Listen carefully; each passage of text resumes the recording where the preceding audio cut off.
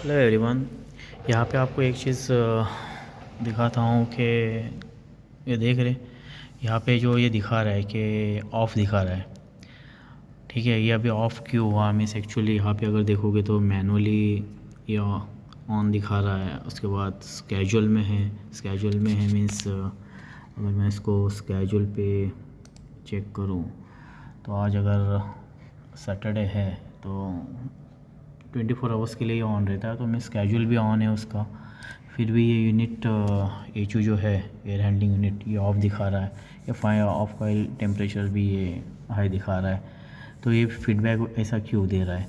क्योंकि अगर यहाँ पे देखोगे तो सब कुछ सही है। तो हम लोग एक्चुअली इसको अभी साइड पे जाके देखेंगे कि ये फ़ैन क्यों ऑफ है। ना ही कुछ यहाँ पे अगर कुछ फ़ैन अगर नहीं चल रहा है तो यहाँ पे एक्चुअल रन फेल्योर अलार्म आ जाएगा। तो रन फेल्योर अलार्म भी नहीं है, फायर अलार्म स्टेटस भी फ़ाइन है। ना ही यहाँ पे कुछ ट्रिप का ये आया हुआ है, जैसे कि ट्रिप अगर होता है तो यहाँ पे ये दिखाता है कि ये जो देख रहे हो यहाँ पे ये दिखाएगा कि ट्रिप है, यानी ये ना ट्रिप है ना कुछ है।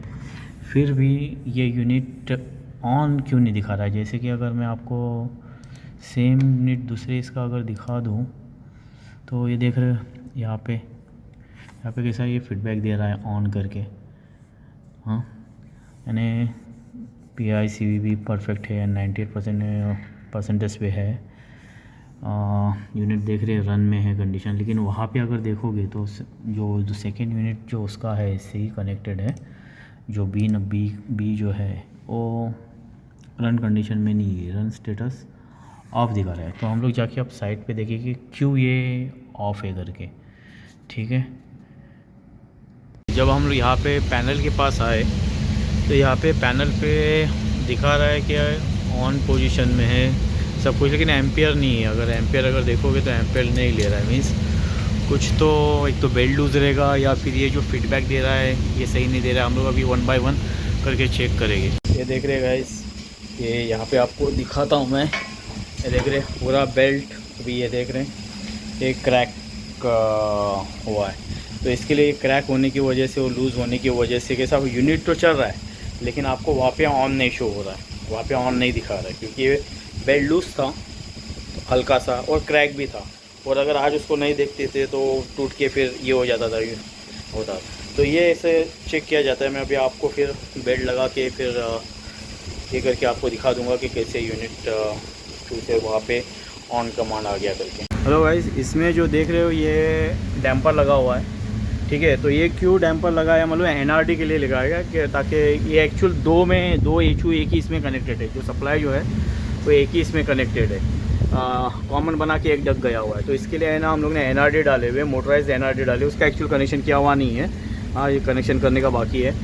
ये इसके लिए ये क्या है मालूम है कि अगर किसी एक एचयू में अगर PPM करना है या उसको ये करना है बेल्ट वगैरह रिप्लेस करना है तो उसके लिए क्या करने का मालूम है। अभी कैसे ये ओपन पोजीशन में, ठीक है, ये अभी ओपन पोजीशन में और मैनुअली इसको लॉक किया हुआ है। ये देख रहे हैं यहाँ पे लॉक किया हुआ है। तो उसको पहले आप क्या करना है, इसको थोड़ा सा ये की को आप ये कर दोगे ना,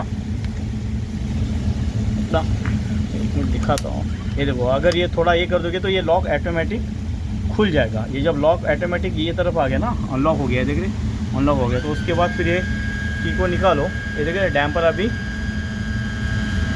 क्लोज़ हो रहा है। ये क्लोज़ होने के बाद तो क्लोज़ हो जाएगा तो कैसा मतलब कि दूसरा जब एचयू चल रहा है तो उसकी तरफ से यहाँ पे रिटर्न आपके ब्लोअर की तरफ नहीं आएगा।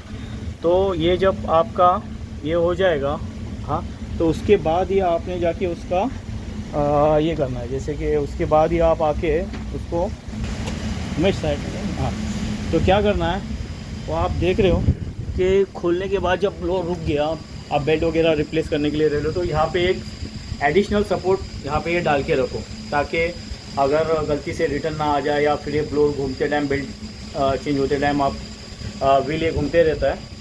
तो इसके लिए यहाँ पे एक स्टॉप करो। उसके बाद जो भी आपका PPM है, बेल्ट रिप्लेसमेंट है, मोटर चेक जो है वो सब करो।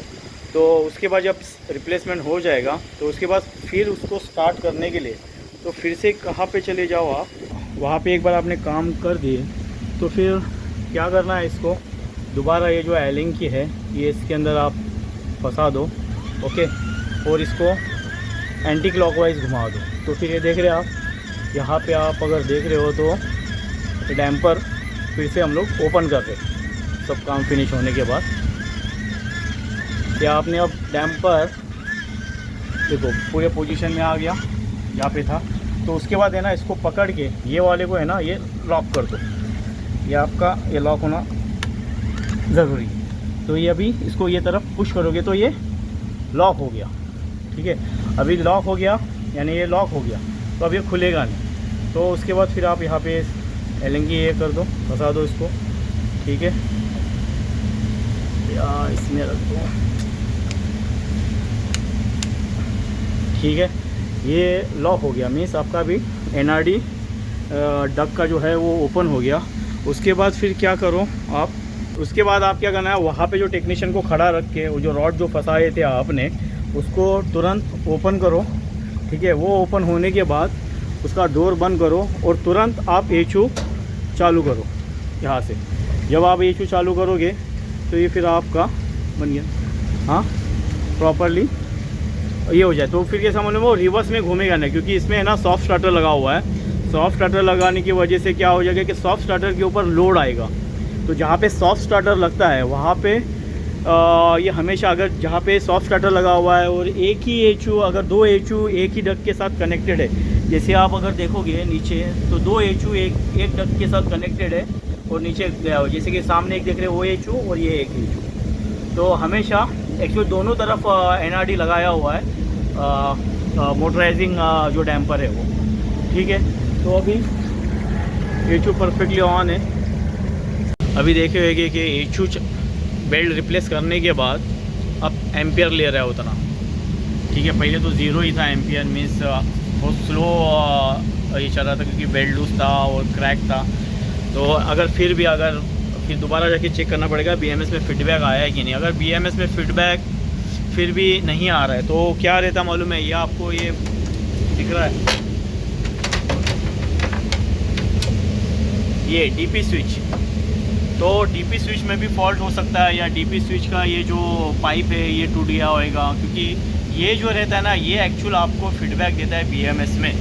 याद रखना, ऑन है या ऑफ है या रन फेलियर जो है ना, यहाँ से NC हो जाएगा, NC से DDC कमांड देगा उसको BMS को और वापस सिग्नल आ जाएगा उसका। ये देखो, जब हम लोग ने वहाँ पे बेल्ट वगैरह रिप्लेस किए, जो पहले अभी ये नहीं आ रहा था, यानी रन पोजीशन नहीं आ रहा था, देखो अभी यहाँ पे रन भी आ गया है उसके बाद, और यहाँ पे रन स्टेटस भी आ गया। तो जो इशू था वो रेक्टिफाई हो गया है और परफेक्टली मैच कर रहा है अब, ठीक है। और PICV भी 100% पे आ गया है।